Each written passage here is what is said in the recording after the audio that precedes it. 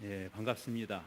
지난 주간 우리가 2년에 한 번씩 8월 첫 주간에 열리는 그 선교 한국 대회를 섬기게 되고, 그래서 여러분 이 신앙 공동체를 다시 방문할 수 있게 되어서 대단히 반갑고 또 영광스럽게 생각합니다.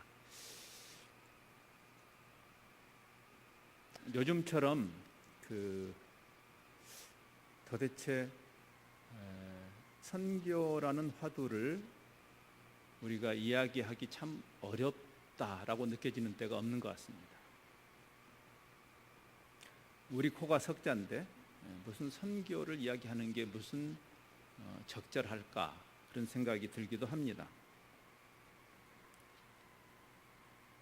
잘 아시는 대로 성경에 선교라는 단어는 없고 선교라는 개념이 있는데, 우리가 선교라는 주제에 초점을 맞추지 않아도 성경 전체가 통합적으로 담아내는 복음의 본질하고 맞닿아 있는 개념입니다. 여기 계시록의 말씀은 잘 아시는 대로 성경 전체가 일관되게 우리에게 계시하시는 그 계시의 종결 부분이고,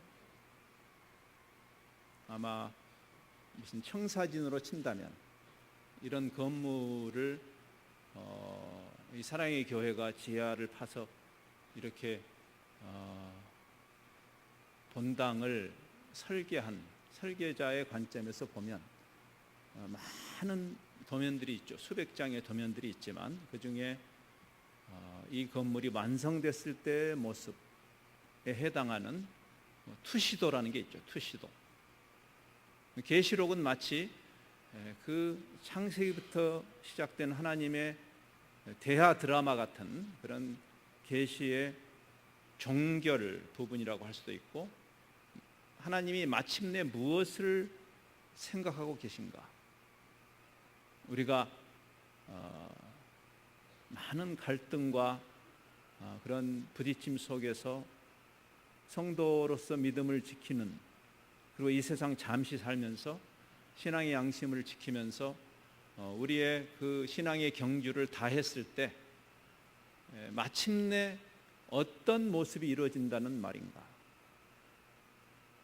그 완성된 하나님의 나라의 모습을 보여주는 중요한 구절 중에 하나가 오늘 본문 말씀이죠. 여러분 본문을 보시면, 물론 계시록이라는 이 책은 장르상, 이 상징 문학적인 장르상 명쾌하게 이해하기가 쉽지는 않은 책입니다. 의도적으로 비유적으로 담아낸 그런 계시이기는 합니다. 그러나 우리가 잠시 엿볼 수 있는 것은 완성된 하나님의 나라, 우리 모두가 소망하는 그 완성된 하나님의 나라의 모습이 어린 양 보좌를 둘러싸고 천군 천사가 연주하는 오케스트라에 맞춰서 하나님을 찬양하고 예배하는 자리인 게 분명합니다. 각 나라와 종족과 백성과 언어가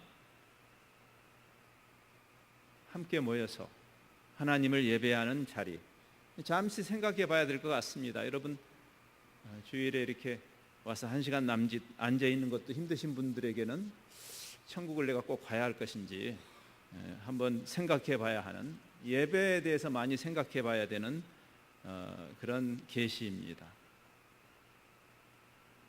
우리 기독교가 참 예배를 많이 강조하죠. 여러분도 열심히 예배, 공예배에 참석하고 계십니다. 예배를 강조한다라는 말은 초점이 예배자에게 있지 않고 예배를 받으시는 하나님에게 있음을 이야기하죠. 보통 세상에서 말하는 인본주의적 종교에는 예배가 없습니다. 그래서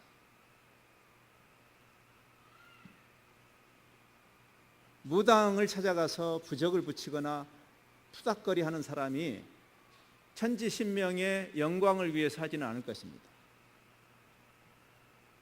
그 초자연적인 힘을 이용해서 내 소원을 성취하기 위한 일반적으로 우리가 말하는 종교죠. 종교. 초자연적인 세계를 끌어당겨서 그 힘을 끌어당겨서 사람의 꿈을 이루는, 그것이 일반적으로 우리가 이해하는 종교인데, 그 인본주의 종교에는 예배가 없죠. 즉 우리가 예배를 강조한다고 할 때는 우리가 의도적으로 내가 하나님을 이용해서 내 소원을 이루겠다라는 그런 의미라기보다는 나를 창조하신 창조주 앞에 피조물로 서는 것이겠죠. 어려운 논리가 아닙니다. 그리고 그분이 찬양을 받으시기에 합당하시고 우리가 그분을 우러르고 그분을 예배하는 것이 기독교가 갖고 있는 관점입니다. 우리가 그것을 흔히 회심이라고 말하죠. 회심. 관점이 바뀌었다. 다 나 좋자고, 나 대박 터뜨리겠다고 지푸라기라도 잡고 싶은 그런 마음으로 종교를 찾아온 사람이라 할지라도 그가 자기를 창조하신 창조주 앞에 만났을 때 예배자가 되지 않을 수가 있겠습니까? 이것을 신본주의라고 하죠. 우리가 무엇을 창조했을 때 그 창조, 그 피조물을 위해서 내가 존재한다라는 그런 어리석은 말은 없습니다. 내가 창조한 그것이 나의 목적을 위해서 존재하는 거죠. 애시당초에 내가 어떤 목적을 가지고 창조한 것이죠. 태초에 하나님이 천지를 창조하셨을 때 그래서 창조주 하나님이 만족하셨죠. 하나님의 만족을 위해서 우리가 그것을 하나님의 영광이라고도 말합니다. 처음 창조도 하나님을 위한 것이었고 잘 아시는 대로 죄로 인해서 그 하나님의 영광스러운 피조 세계가 망가지고 특별히 우리 하나님의 형상으로 지음받은 우리가 하나님의 형상을 잃었고 망가졌죠. 지금 우리가 경험하는 모든 것들은 그 망가진 인간들의 군상이 필연적으로 만들어내는 시행착오죠.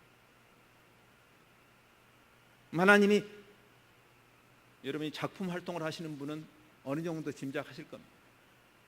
옛날에 미술 그 전람회를 가면, 전시회에 가면 거기 작품에 손대지 마시오. 그 작가의 심정을 이해할 수 있죠. 근데 작품에 손을 대서 망가졌을 때 그 아픔, 작가의 아픔, 창조자의 고뇌, 무엇을 지불하고라도, 대가를 지불하고라도 다시 회복하시겠다는 그 열심, 그것을 우리는 구원이라고 합니다. 구원. 회복이라는 뜻이죠. 회복. 그리스도를 지불하고, 처음 창조도 하나님의 만족을 위해서, 하나님의 영광을 위해서, 그리고 재창조도 우리를 위해서라기보다는 하나님의 영광을 위함이다. 500년 전에 믿음의 선배들, 개혁자들이 다시 말씀으로 복음을 정리한 소위 말하는 신본주의 복음입니다. 따라서 예수 천당 불신 지옥은 저는 복음이 아니라고 믿습니다. 너무나 인본주의적인 가르침. 그렇게 복음을 단순 무식하게 말해서는 안 됩니다. 하나님이 이렇게 두꺼운 책을 주신 이유입니다. 하나님의 영광. 제가 존경하는 기독교 영성의 선생님이 계신데 책으로 만난 분이죠. 토저라는 분이 있어요. 토저, A.W. 토저. 기독교 영성에 관한 책들을 보면 이분을 많이 인용합니다. 이분이 이런 이야기를 했습니다. 그리스도가 왜 오셨는가? 우리의 구원론이, 구원에 대한 우리의 이해도 지독하게 인본주의적으로 뒤틀려 있는 세상에 지금 살죠. 우리가 그리스도가 왜 오셨는가? 많은 사람이 이렇게 대답한다. 예, 우리 죄를 용서하시고 우리를 구원하시기 위해서 오셨습니다. 우리 그렇게 많이 대답하죠. 틀린 대답은 아니다. 성경이 그렇게 말합니다. 그러나 만족할 만한 대답은 아니다. 틀리진 않았지만 다 말한 건 아니다. 그래서 우리가 성경을 더 봐야 하는 것입니다. 단순한 전도지 하나로 복음을 다 이해해버린 것처럼 까불어서는 안 되는 거고, 두렵고 떨리는 마음으로 말씀 속으로 더 들어가야 되는 거죠. 토저는 말합니다. 우리가 어느 날 예수 만나서 구원받는 것을 복음이라고 말하는 것이 아니고 망가진 피조물이 그리스도를 통해서 회복되어서 구원이 회복이라고 말씀드렸죠. 하나님을 예배하게 하시기 위한 거다. 궁극적인 그림이 오늘 본문에서 보듯이 하나님이 그 아담 이래로 구원받은 모든 사람들이 결국 뭘 하냐면 하나님을 예배하죠. 우리가 구원받지 않고 하나님을 영화롭게 할 수는 없는 것이죠. 망가진 피조물이 어떻게 하나님을 영화롭게 할 수 있을까요? 믿음을 통과해야 되고 믿음이 없이는 하나님을 기쁘시게 할 수 없죠. 반드시 구원의 과정을 통과해야 되지만 우리가 예수 만나서 천당 가는 게 구원이 아니라 그렇게 정리하면 안 된다는 거죠. 성경 그렇게 말하지 않는다는 거죠. 그래서 개혁자들이 그 500년 전에 개혁운동을 일으킨 다음에 100년 동안 성경을 연구해서 나온 그 기독교 복음의 본질, 여러분도 지금 본질 회복 이야기 하잖아요. 본질, 망가져버린, 뒤틀려버린 복음에 관한 이해, 뒤틀려버린 교회론을 바로잡기 위해서 그 우리의 뿌리로 돌아간 다음에 개혁자들은 이렇게 말했습니다. 오직 하나님께 영광이라고. 솔리 데오 글로리아.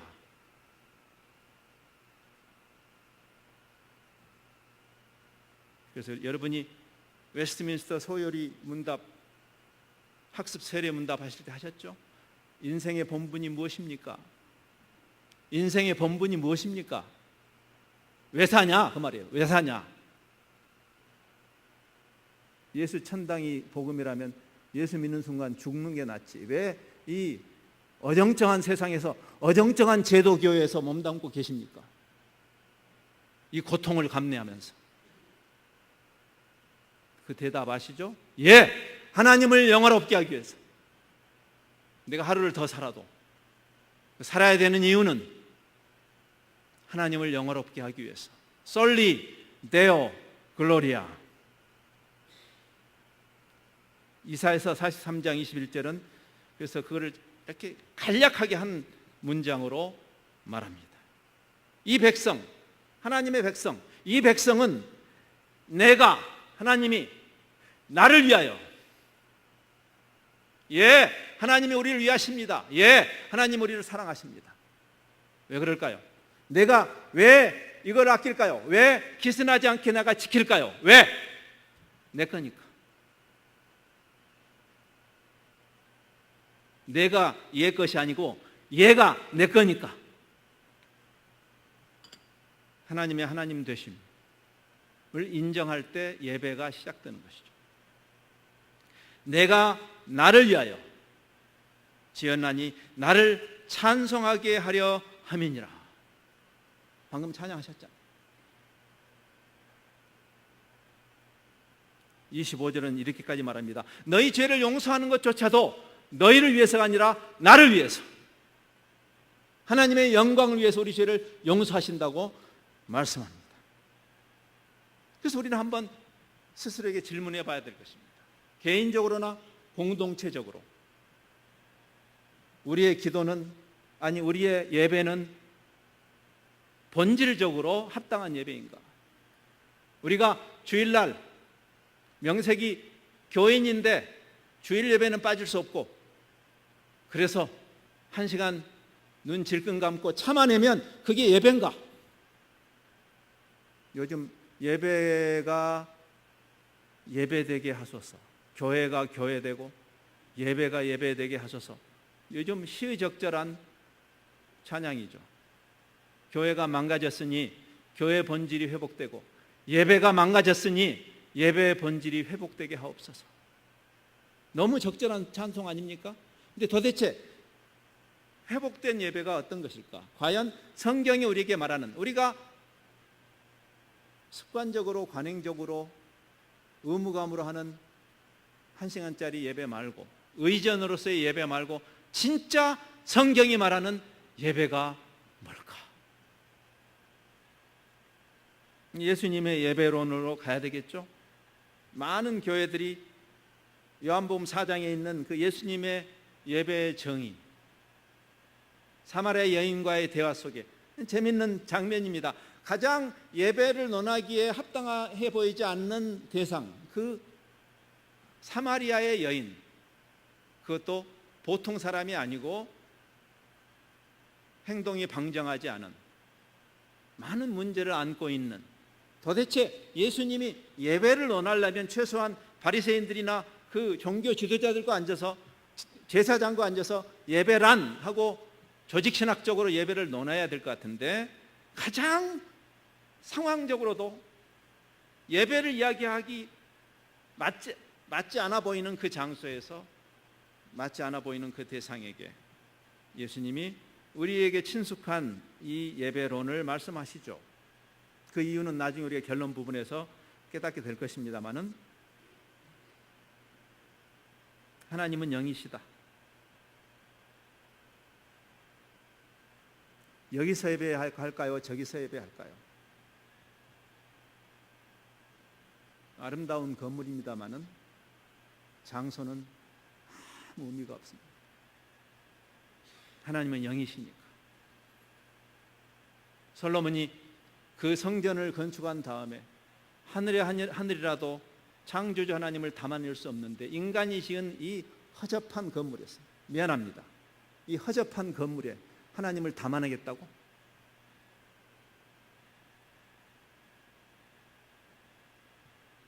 하나님은 영이시다. 예루살렘도 아니고 사마리아도 아니고 에발산도 아니고 그리심산도 아니고, 하나님은 영이시니 예배하는 자가 영과 진리로 예배할지니라. 너무나 친숙하지만 너무나 그 의미를 생각지 않고 우리가 주보에 올리는 성경 구절입니다. 영과 진리로. 무슨 말일까요? 생각해 보셨습니까? 예배의 본질을 예수님은 영과 진리로 드리는 예배다, 뭐 이렇게 생각할 수 있겠죠. 우리가 육체가 있지만 하나님의 형상을 좇아서 우리 안에 영을 불어넣으셨죠. 인간에게 있는 영혼, 하나님을 닮음에 그 가까이 가 있는, 하나님이 영이신데 우리에게 영을 주셨고, 그래서 우리가 그냥 건성으로 육체만 앉아 있는 그런 땜빵식에 때우는 그런 의무 조항으로서의 그 공예배가 아니라, 내 영이 온전히 하나님을 우러르는 그런 예배를 이야기하겠죠, 아마. 또는 이렇게 번역할 수 있어요. 하나님은 영이시다, 하나님은 성령이시니 우리가 성령으로, 푸누마이시니 우리가 푸누마로, 문법적으로 그렇게 번역해도 돼요. 즉 하나님의 영과 우리의 영이 완전히 하나가 되어 있는, 딴 생각하지 않고 빨리 끝내야 될 텐데 이렇게 하지 않고, 집에 올려놓고 온 떡시로 생각하지 않고, 하나님의 영과 우리의 영이 온전히 한 통속이 되어 있는 상태, 뭐 그렇게 말해도 되겠죠. 중심이 그분에게 들어가 있는 예배. 근데 이렇게 이야기해도 그게 구체적으로 무엇인가 손에 잘 잡히지 않죠. 하나님의 영으로 또는 우리 영으로 드린다는 게 어떤 것일까? 주님은 조금 더 분명하게 말씀하시는 것 같습니다. 진리로. 영과 진리라는 것은 두 가지일 수도 있지만, 사실은 헬라의 문법적으로는 같은 것의 양면을 말할 수도 있습니다. 대부분의 성경에 나와 있는, 예를 들어서 예수님이 오셨는데 예수님이 은혜와 진리가 충만했다. 우리가 몸을 입고 오신 예수님을 봤을 때 그분이 은혜와 진리가 충만했다 할 때, 은혜가 있고 진리가 있다기보다는 은혜와 진리는, 또는 사랑과 진리라고 해도 마찬가지입니다. 사랑과 진리는 두 가지가 아니고 사실 하나죠. 우리가 분석적으로는 앞면이 있고 뒷면이 있고, 나는 앞면이 좋다 뒷면이 좋다 이렇게 말할 수는 있지만, 그러므로 나는 앞면만 가지겠다, 이건 불가능한 것과 같습니다. 하나님은 사랑이시지만, 그래서 여러분이 사랑의 교회 아닙니까? 그래서 하나님은 공의로우신 분이에요. 그래서 여러분이 지금 이렇게 고생하시는 거 아니에요? 사랑을 빙자해서 공의를 저버리면 그건 하나님의 사랑이 아니죠. 공의를 빙자해서 사랑을 버리면 그것은 율법주의죠. 여기 영과 진리도 같은 개념. 하나님의 영이 하나님의 진리를 통해서 우리에게 하나님이 어떤 분이시고 그분에게 합당한 예배가 어떤 것인지를 말하는, 진리 속으로 들어가야 되는, 영으로 예배한다는 것은 곧 진리로 예배한다는 그런 의미죠. 말씀 전체가 하나님의 영으로 영감 주신 말씀 아닙니까? 하나님의 영이 영감을 주어서 계시를 주시지 않았습니까? 하나님의 영으로 예배한다는 것은 진리로, 무슨 신비주의 이야기가 아니죠. 성령론을 신비주의로 끌고 가는 것을 조심해야죠. 말씀과 그리스도가 분리되지 않듯이 태초에 말씀이 계셨는데 그 말씀이 곧 그리스도셨다. 로고스와 그리스도가 분리되지 않듯이 그 주님의 영이신 성령님과 성령님의 역사가 진리를 떠나서 일어나는 법은 없습니다. 형제들아, 모든 영을 믿지 말고 그 영이 하나님께로부터 온 영인지를 분별하라. 뭐든지 신비한 일만 일어나면 성령님 하셨다고 하는 그런 손목 비틀기 쉬운 그런 이상한 신비주의에 빠져서는 안 될 것이죠. 주님이 말씀하시죠. 다른 보혜사 성령을 보내시겠다. 근데 그분에 대해서 주님이 이렇게 말씀하십니다. 요한복음 15장 26절에서 그분은 진리의 영이다. 성령님을 그렇게 말씀하셨어요. 진리의 영이다. 영과 진리로 절묘하지 않습니까? 근데 그분은 영이신데, 하나님의 영이신데 진리의 영이시다. 깜짝 쇼하는 영이 아니고 금가루 뿌려주는 영이 아니라 그분은 진리의 영이시다. 이 진리를 우리에게 계시하신 바로 그 영이시다. 그분의 우선적인 역할은 14장에서도 요한복음 14장에 말씀합니다. 그분의 우선적인 역할은 예수 그리스도가 하신 말씀을 생각나게 하시고 우리가 말씀을 읽을 때 깨닫게 하시는 영. 그래서 바울은 성령의 충만과 말씀 충만을 같은 개념으로 이해하죠. 에베소서 5장 우리가 친숙한 말씀, 술 취하지 말아라. 무슨 말이죠? 술을 포함한 모든, 우리를 건강하게 생각하지 못하게 하는 모든, 우리를 장악하는 모든 세상의 허접한 우리의 마음을 빼앗기지 않고 우리 존재 전체가 성령님께 붙잡힌 바 되어서 그분이 나를 컨트롤하게 하라, 그런 뜻이죠. 성령 충만을 받아라. 그래서 그 충만함을 받은 사람의 특징을 말하죠. 시와 찬송과 하나님을 예배하는, 시와 찬송과 신령한 노래들로 서로 화답하고 너희 마음으로 주께 노래하며 찬양하며, 이렇게 말한 다음에 그렇게 된 사람들의 일상이 어떻게 바뀌는지를 이야기하죠. 잘 아는 말씀입니다. 가정에서 부부간에 어떻게 바꿔지는지, 아내들아 남편들아, 성령이 충만한 아내는 어떻게 사는가? 그냥 종교인으로 사는 것이 아니고, 성령 충만한 남편은 밤낮 교회 와서 이상한 목소리도 이상해져가지고 몇십니까 이렇게 하는 사람이 아니고, 일상 속에서 그리스도가 교회를 위해서 자기 몸을 내어주신 것처럼 네 영성을 종교성으로 증명하지 말고 네 인격으로 증명하라 그 말. 아내들아,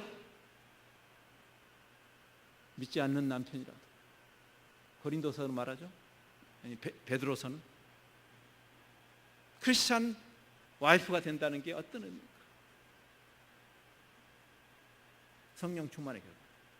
부모들아, 자식들아, 어떻게 살아야 되는가? 기업주야, 돈으로 공갈치지 말고, 미생들아, 눈가림만 하지 말고. 그 이야기를 골로새서에서는 정확한 그 이야기를 할 때 바울은 이렇게 말합니다. 성령 충만을 받으라 했던 그 자리에 골로새서 3장에서 말합니다. 그리스도의 말씀이 너희 안에 풍성히 거하게 해라. 그리스도의 말씀이, 왜? 그 말씀을 영감 주신 성령님이 그 말씀을 통해서 역사하실 거니까. 괜히 산에 가서 살림 훼손하지 말고 소남 뽑지 말고 좀 말씀 속으로 들어가라. 덮어놓고 믿지 말고 좀 펴놓고 믿어라. 제가 왜 이야기를 이렇게 흥분하냐면 각 사람의 손에 성경이 들려진 이래로 요즘처럼 성경에 무식한 시대가 없답니다. 지난 6년 전에 로산 3차 대회 때 나왔던 탄식입니다. 여러분 각자의 손에 성경이 들려진 지가 얼마 되지 않았습니다. 근데 있으면 뭐예요? 읽지 않는데. 그러니까 요즘 교인들 손목 비틀기가 쉽습니다. 이상한 사람들이 나타나서 생쇼를 해도 그게 진리인 줄 알고 따라가는, 말씀이 풍성히 거하게 하여.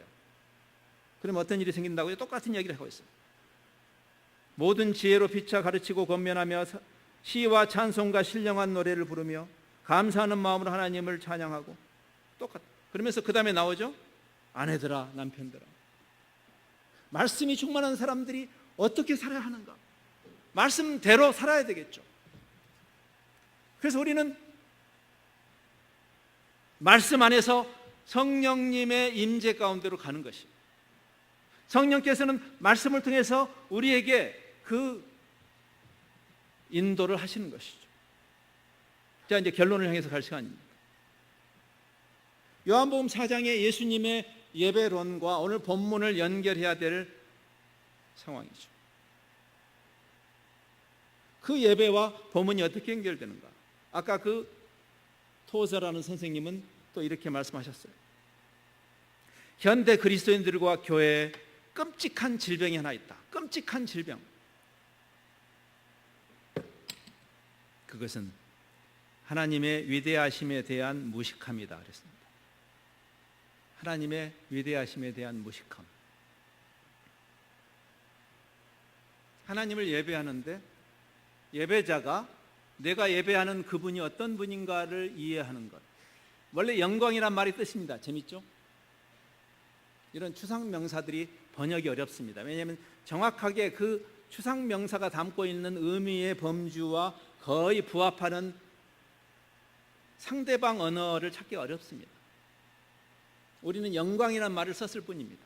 가장 그래도 그 독사라는 그 단어에 가장 부합하는 말이 영광. 근데 그러나 사실은 원래 그 의미는 그분이 어떤 분인가를 이해하고, 이해란 뜻이에요. 이해. 우리 하나님이 어떤 분인가, 그분이 어떤 분인지를 이해하고 그분의 신분에 합당하게 예우하는 것을 영광이라고 합니다. 하나님은 어떤 분이십니까? 여러분 하나님을 예배하기 위해서 나오셨는데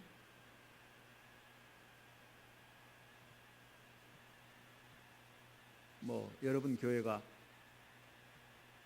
한때 4만 명이었다죠? 그래서요? 그럼 된 거예요? 숫자에 가는 이야기예요. 지금 본문은 뭘 말씀해요? 하나님이 백두대간에 거하시는 산신령입니까? 남북한 7천만이 다 예수 믿으면 되는 거예요? 선교라는 개념은 예배라는 개념에 기반합니다.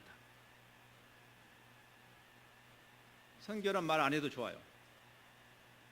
우리가 선교를 잘못 강조했다고 생각합니다. 하나님을 예배하는 문제죠. 하나님에게 합당한 예배, 하나님이 어떤 분인가를 생각할 때 거룩한 현상불만이 필요하죠. 우리 모두에게. 만유를 창조하셨고 만유를 홀로 소유하신 그분에게 합당한 예배, 마침내 그분에게 합당한 예배가 드려지는,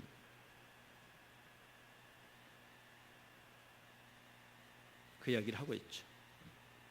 그 하나님의 성령이 임하셨을 때 사도행전 2장은 이렇게 말합니다. 하나님의 성령이 임하시면 그 하나님의 속내가 우리 모두에게 드러날 것이다. 그런 표현을 쓰죠. 우리가 찬양으로도 많이 부르는 장면입니다. 하나님이 가라사대 말씀에 내가 내 영으로, 하나님의 영이 모든 육체에게 부어질 텐데 자녀들이 예언하고 늙은이들이 환상을 보고 젊은이들이 꿈을 꾼다 같은 이야기입니다. 하나님이 꾸시는 그 꿈을 보게 된다. 그러면서 21절은 말합니다. 누구든지 우리 아까 찬양했죠. 주의 이름을 부르는 자는 구원을 얻으리라. 물이 바다를 덮음같이 여호와를 인정하는 것이 온 세상에 가득한, 이것은 하나님의 비전입니다. 우리의 비전 아니에요. 우리만 구원받고 천당 가면 되는 게 우리 비전 아닙니까? 근데 그는 예배자로서는 불합격이죠. 하나님에게 합당한 예배, 감이 잡히십니까? 여기 계시록 앞에 5장에서도 이런 말이 있어요. 예수님의 보혈의 가치라는 것이 그냥 이 정도가 아니에요. 이 정도가.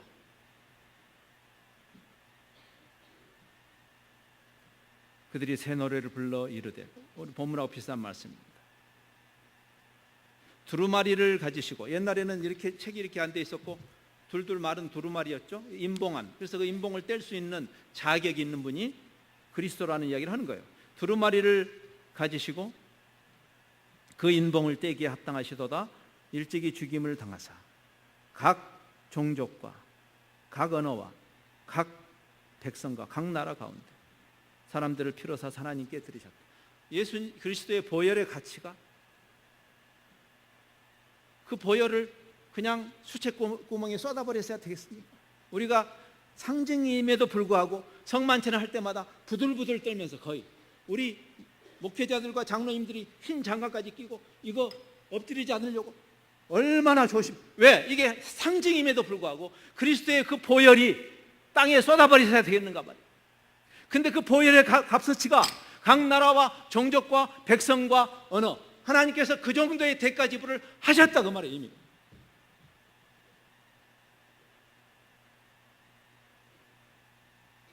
그래서 가장 예배를 논하기에 합당해 보이지 않는 그 여인도 이 종말적 예배에 포함되어야 되기 때문에, 여러분의 관점에서 도무지 나하고, 아니 그리스도인 나하고 도무지 상관이 없을 그 사람들, 여러분 심기를 불편하게 하죠. 우리나라 정책이 무슨 다문화 정책, 저것들 못 들어와야 되는데, 그게 그리스도인들이 생각해야 할 것일까요? 할랄 반대나 하고, 도대체 이게 저놈들, 저 모슬렘 놈들을 다 때려잡든지 근본적으로 원천적으로 움직이지 못하게 그런 생각을 하는 게 도대체 그리스도인들이 해야 할 생각일까요? 그 여인에게 주님이 다가가시는데, 그래서 제자들도 이상하게 생각했죠. 사실 어떻게 주님이 저런 사람에게 가서 말을 걸고 계시지? 하나님의, 만유의 주제이신 하나님에게 합당한 예배는 이 예배밖에 없어요. 아십니까? 조한 파이퍼는 그렇게 말합니다. 인류 역사상 단 한 번도 우리 하나님에게 합당한 예배는 드려진 적이 없다고. 단 한 번도. 여러분 교회가 잘 나갈 때에도 택도 없었어요. 미안합니다만. 그 정도 예배를 하나님이 말씀하시는 거 아니에요. 각 나라와 종족과 백성과 언어에서. 왜? 그들을 하나님이 다 창조하셨으니까. 다 그들이 하나님의 것이니까. 그들을 위해서 주님이 죽으셨으니까. 우리 안에 거룩한 현상 불만이 필요하죠. 말씀을 접으면서 이런 생각을 해봅니다. 오늘 피곤들 하시죠? 아침에 축구들 보시느라고. 저도 봤습니다. 제가 설교자로서 타당한 일이 아닌 걸 알면서도 아침에 금식하며 기도해야 되는데 그거 보느라고 제가 목이 조금 약간 쉬지 않았습니까? 그래도 우리가 골을 못 넣어서 제가 안 쉬었죠. 너무나 섭섭하게도 우리가 지고 말았죠. 제가 왜 갑자기 이야기하는지 아십니까? 여러분 그 잘난 대한민국 축구 대표팀만 응원해도 목이 쉬어요. 목이 쉬어요. 여러분 제가 새벽같이 일어나가지고 그 응원한다고 누가 일당 줍니까? 저를? 예? 이 더위에 어젯밤에 열대야 때문에 저도 잠을 못 자고 완전히 더위 먹었는데 또 아침에 일어나가지고 이게 무슨 정성이에요? 한 나라의 A매치만 응원해도 여러분, 제가 응원하면 거기 무슨 손흥민만 영광 받습니까? 예, 대표팀이 영광 받죠. 우리가 응원하면. 그러나 우리가 더 기쁘죠. 천국이 따분한 곳일 것 같습니까? 어떻게 생각하세요? 우리를 창조하신 그분, 만유의 주제이신 그분, 기꺼이 하나님의 세상을 이처럼 사랑하사 독생 그분을 이제는 얼굴과 얼굴로 맞대고 천군 천사와 함께 하나님을 찬양하는 그 장면을 생각해 보셨습니까? 환상 속에 빠져 보셨습니까? 환청을 들으십니까? 요한은 그걸 들었습니다. 내가 이런 소리를 들어본 적이 없다. 표현할 길이 없죠. 많은 물소리와도 같고 천둥 번개가 치는 것 같기도 하고 수많은 천사들이 하프를 치는 것 같기도 하는, 도대체 어떻게 표현할 수 없는, 한번 생각해 보십시오. 아담 이래로 도대체 몇 명일까요? 몇 억일까요? 지구상에 있는 7,000개 언어가 하나님을 찬양하는 그 장면, 카오스죠. 카오스, 영광스러운 카오스. 믿음의 선배 핸델이 그 위대한 오라토리오 메시아의 마지막 곡으로 선정한 본문 말씀입니다. 아무도 지휘할 수 없는 그 어지러운 카오스적인 그 찬양, 44번 할렐루야보다 훨씬 위대한 53번. 주님은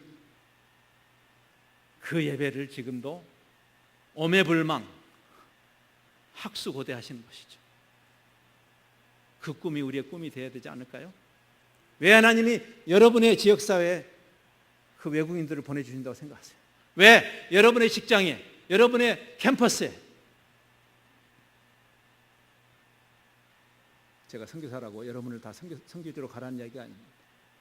그러나 우리를 이 영광스러운 비전으로, 이 꿈과 환상으로 우리를 부르십니다. 우리 안에 내주하신 성령께서 우리의 눈에 비늘이 떨어지게 하시고 보게 하시죠. 여러분이 단 며칠을 더 살아도 우리가 살아있는 이유가 꼭 참고 있다가 천당 가기 위함이 아니라 이 영광스러운 잔치에 우리의 삶의 현장에서 만나는 그 사람들, 하나님이 섭리 가운데 보내주신 그 사람들에게 뭔가를 할 수 있지 않겠어요? 여러분, 우리가 더 살아야 하는 이유를 크리스찬으로서 정당화할 수 있는 그 비전을 향해서 계속 정진하시는 여러분들과 신앙 공동체 되기를 바랍니다. 기도하겠습니다. 내가 보니 각 나라와 종족과 백성과 언어에서 단 한 집단도 소외됨이 없이 왕따당함이 없이 구원받은 자들이 함께 어린 양 보좌를 둘러싸고 목이 터져라고 가슴이 터지게, 그 감동 속에서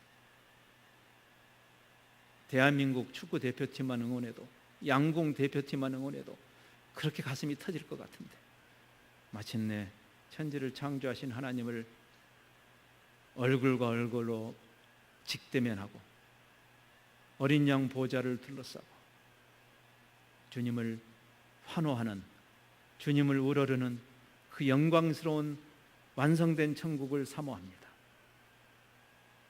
그 주님의 영광에 합당한, 하나님을 하나님 되게 하는 그 일에 우리를 부르셨습니다. 우리 일상 속에서 하나님이 하나님 되시기를 구합니다. 그 하나님에게 합당한 예배를 드려지는 그때까지 우리의 삶이 그 영광스러운 행보를 계속 해나가는 그러한 우리 신앙 공동체 되도록, 교회의 본질이 회복이 되고 복음의 본질이 선명하게 살아있는 그러한 공동체로 주께서 세우시고 사용하여 주옵소서. 주님께 영광을 돌립니다. 예수님 이름으로 기도합니다.